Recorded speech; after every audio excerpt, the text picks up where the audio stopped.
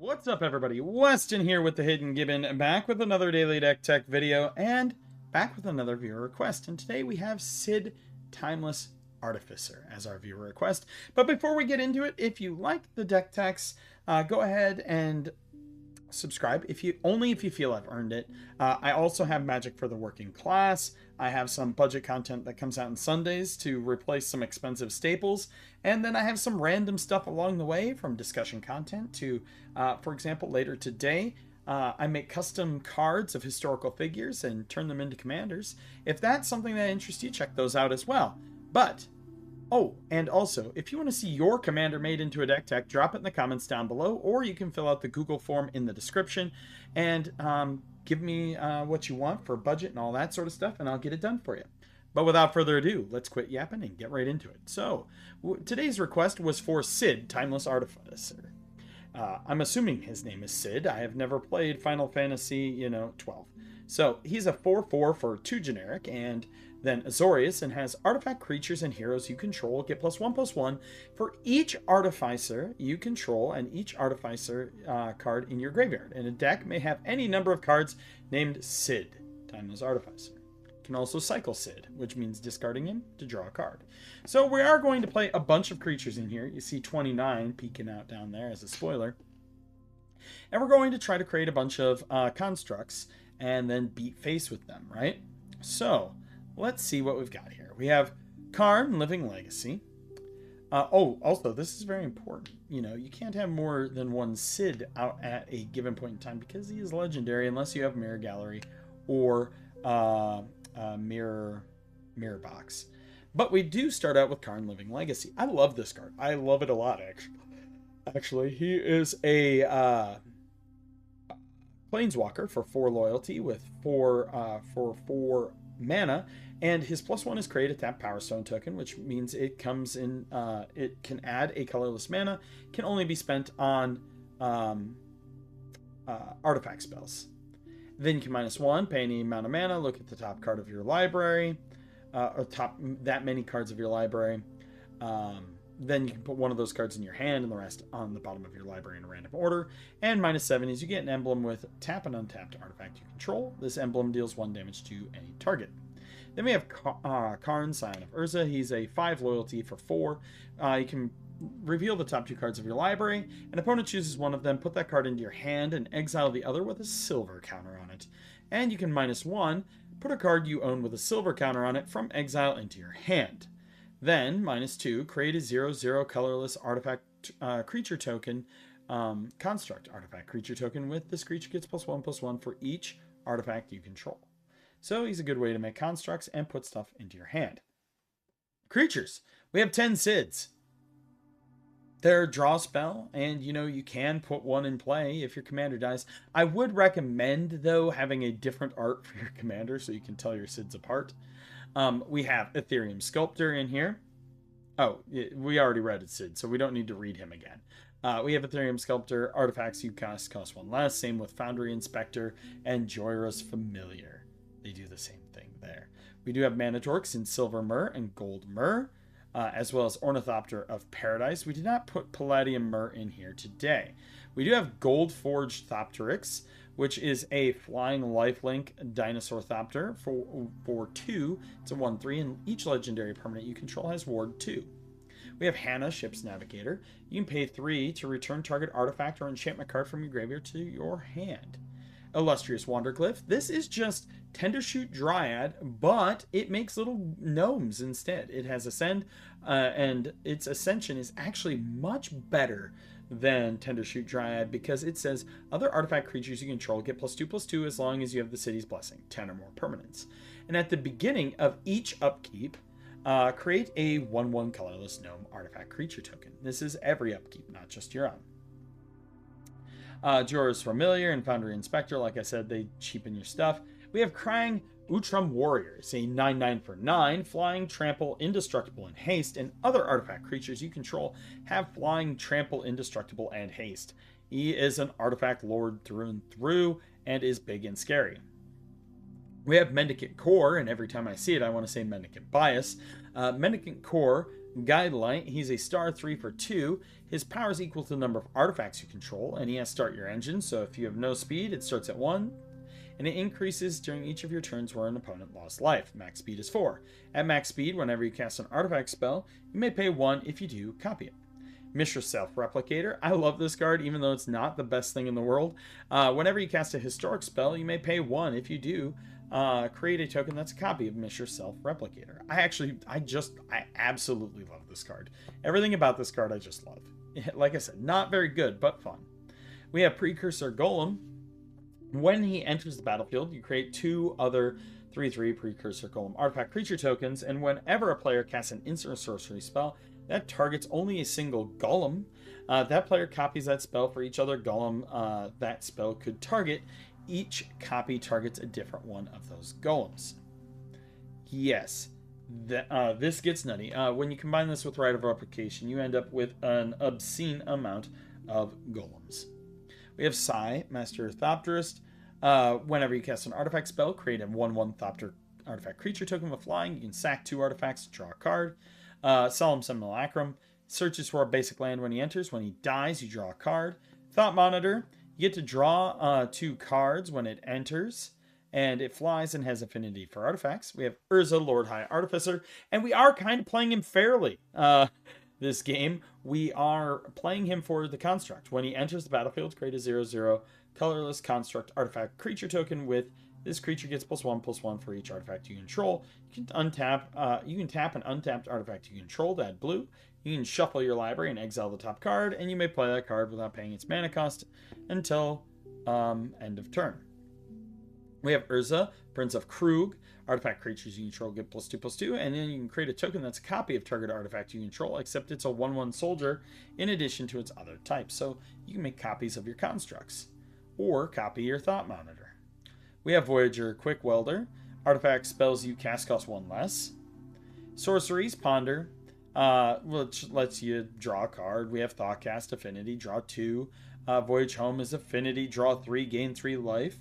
White Sun's Twilight, you gain X life and create X 1/1 colorless Phyrexian Might artifact creature tokens with Toxic 1, and this creature can't block. If X is 5 or more, destroy all other creatures. We have Access Denied, counter target spell, create X 1/1 Thopter creatures, where X is the spell's mana value. Offer you can't refuse, counter something, they get 2 treasures. Arcane Denial, counter something, they get to draw 2 cards at the beginning of the next turn's upkeep. You get to draw a card at the beginning of the next turn's upkeep. Generous Gift, Stroke of Midnight, Path to Exile, and Swords to Plowshares for removal. We do have Negate and Swan Song for some more counter magic, and Thirst for Knowledge, draw 3 cards, discard 2, unless you discard an artifact card. And then we have our artifacts. We are running Mirror Gallery and Mirror Box in here, so we can dump a bunch of SIDs if we so choose. We do also have Arcane Signet, Azorius Signet, Soul Ring, Talisman of Progress for mana rocks in here. We also have Encroaching Mycosynth, which non-land permanents you control are artifacts in addition to their other types. The same is true for permanent spells you control and non-land permanent cards that aren't on the battlefield.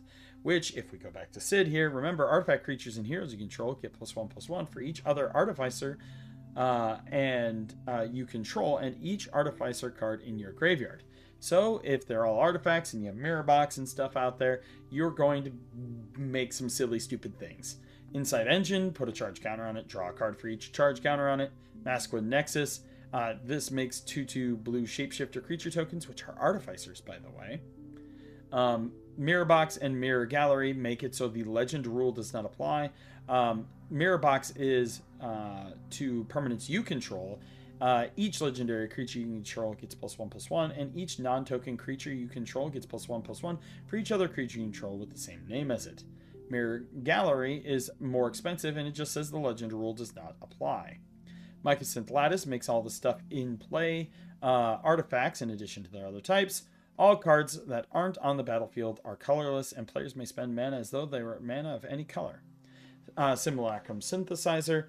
When it enters Scry 2, whenever another artifact with mana value 3 or greater enters the battlefield under your control, create a construct.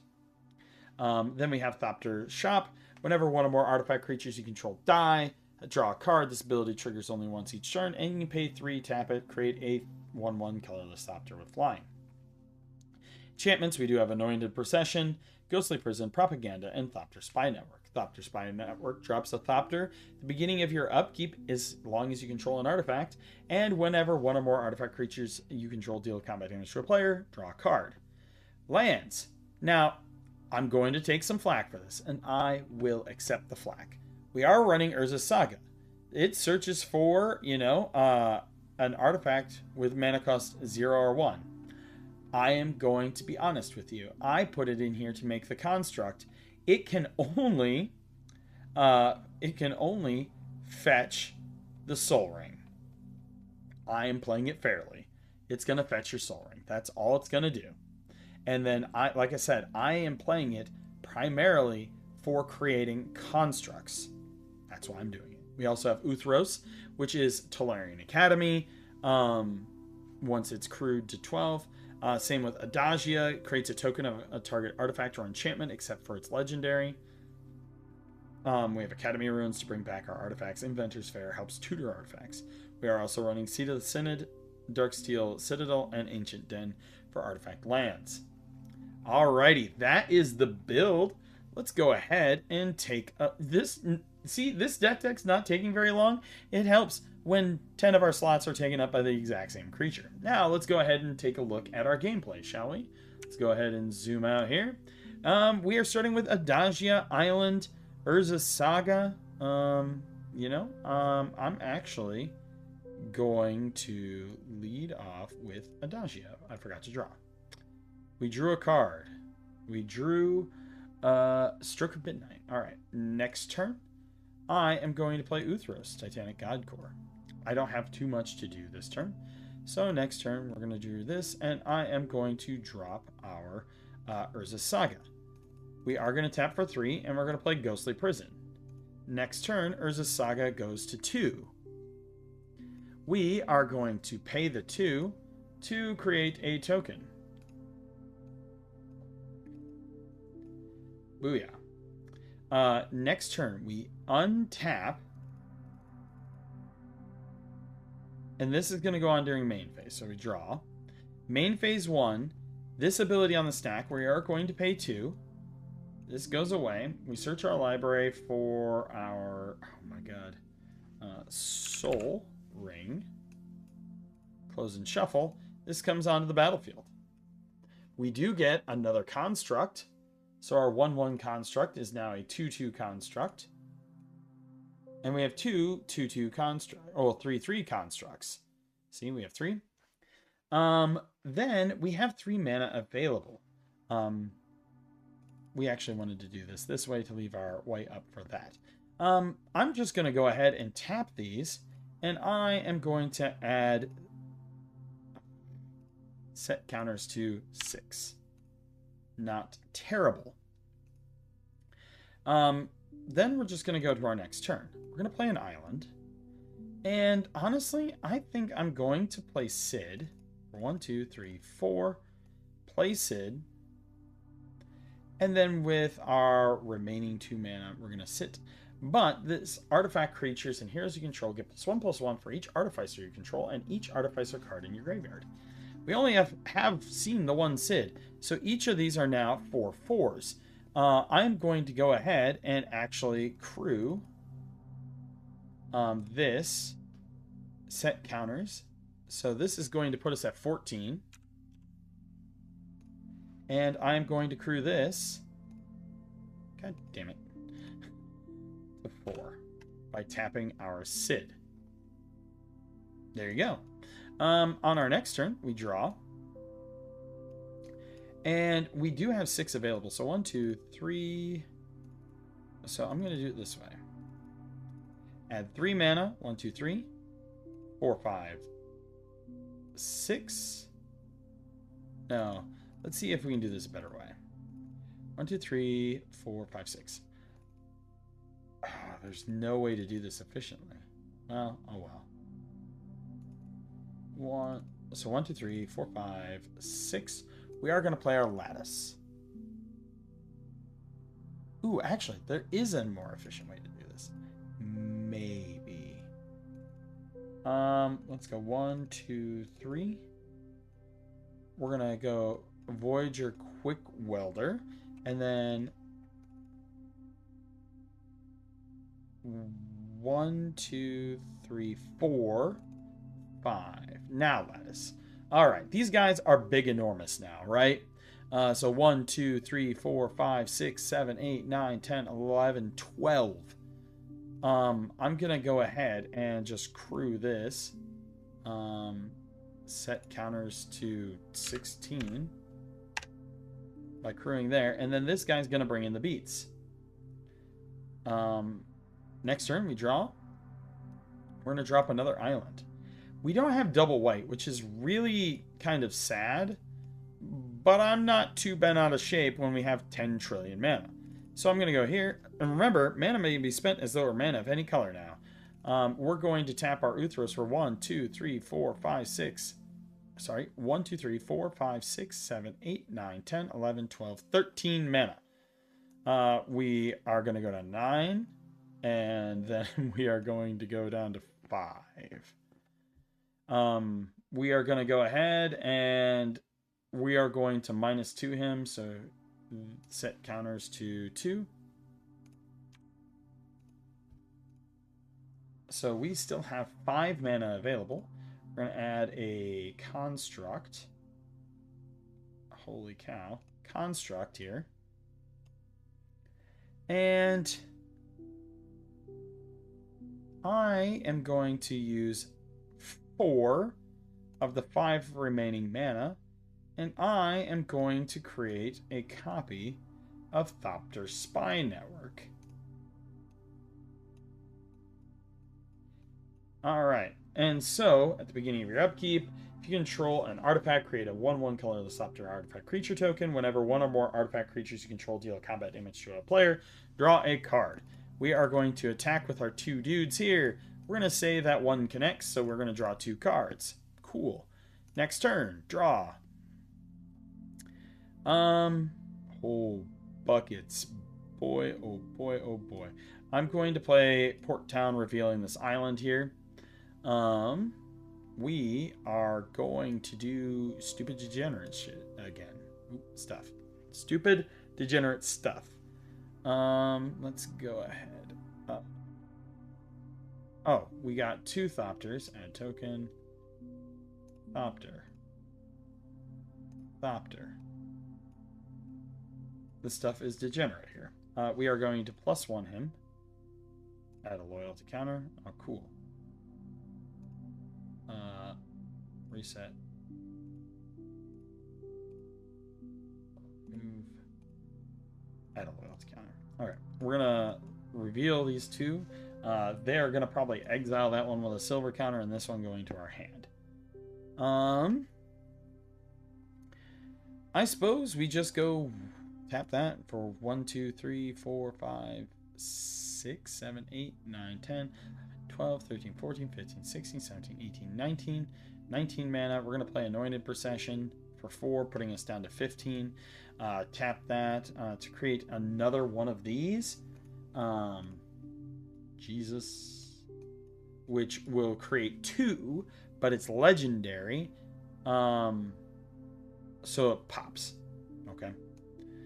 So then we have that. And, you know, we're gonna bring in the beats for big stuff. Draw 2 cards. What's really interesting here is that we have not drawn our Sid, which is very strange. Are there? Oh, see, we were gonna draw some, but that's the deck. You can kind of see it's your standard, straightforward. Sid's in here. I promise he is. See there we got a Sid in opening hand, and let's see another one. No Sid there. You don't want to overload with them, right? So there's one. 1 out of every 10 cards should be Sid. But yeah, see, there we go. But as always, I am Weston with the Hidden Gibbon, and I hope you all have a wonderful day. What's up,